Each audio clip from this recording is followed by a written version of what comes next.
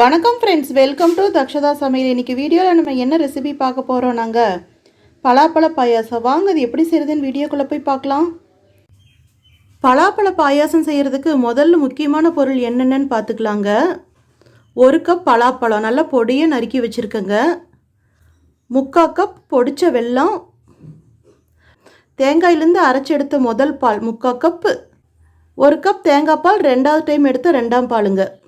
இந்த 4 இப்போ முக்கியமான பொருளுங்க. இப்போ பலாப்பழ பாயாசம் செய்கிறதுக்கு அடுப்பில் ஒரு கடாய் வச்சுக்கலாங்க. அடுப்பு இப்போ சிம்மில் தாங்க இருக்குது.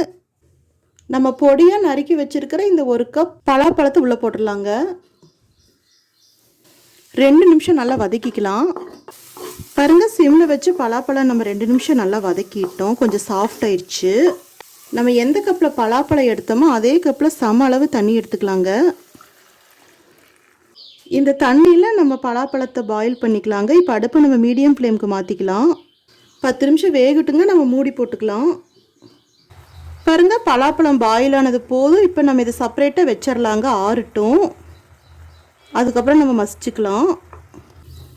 வெள்ளை பாகு செய்கிறதுக்கு அடுப்பில் ஒரு பாத்திரம் வச்சுக்கலாங்க. அதில் 1/4 டம்ளர் தண்ணி விட்டுருக்கோம்.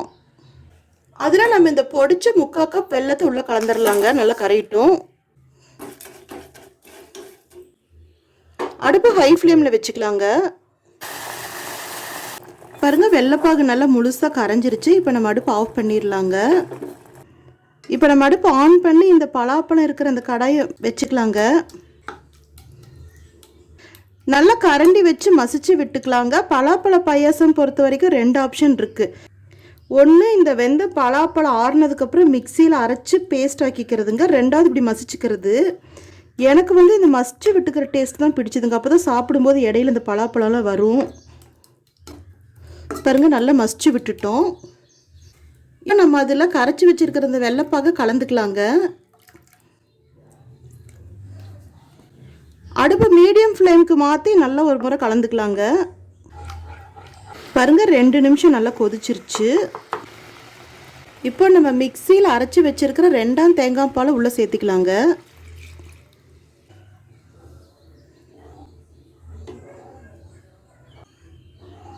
மீடியம் ஃப்ளேமில் வச்சு 2 கொதி விட்டுக்கலாங்க. பாருங்கள், 2ஆம் தேங்காய் பால் ஊற்றி மீடியம் ஃப்ளேமில் 2 கொதி வந்துருச்சுங்க. இப்போ கடைசியாக 3/4 கப் முதல் தேங்காய் பால் ஆட் பண்ணிக்கலாங்க. கொதிக்க வெல்லம் கூடாதுங்க. நல்லா மிக்ஸ் பண்ணிவிட்டு 1 நிமிஷத்தில் நம்ம அடுப்பு ஆஃப் பண்ணிடலாம். கொதிக்க விட்டோம்னா தேங்காய் எண்ணெய் தனியாக பிரிஞ்சு வந்த மாதிரி இருக்குங்க. பாருங்கள், நல்லா மிக்ஸ் பண்ணிட்டோம். ஒரு கொதியிலே நம்ம இப்போ அடுப்பு ஆஃப் பண்ணிடலாங்க. முந்திரி திராட்சை வறுக்கிறதுக்காக அடுப்பில் ஒரு பேன் வச்சுக்கலாங்க. அதில் 1 டீஸ்பூன் நெய் விட்டுக்கலாம். நெய் சூடாகட்டுங்க. நெய் சூடானது இந்த 10-15 முந்திரி உள்ளே போட்டுடலாங்க. கோல்டன் ப்ரௌன் ஆகட்டும். கூடவே 1/4 கப் தேங்காய் பால் ஒரு டேஸ்ட்டுக்காக.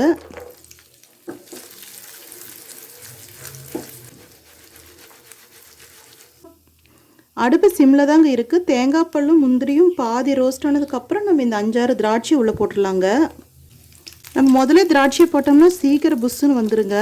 அப்புறம் கரிஞ்சும் போயிடும். அதனால் பாதி முந்திரி ரோஸ்ட் ஆனதுக்கப்புறம் தான் நம்ம எப்போவுமே திராட்சையை போடணும்.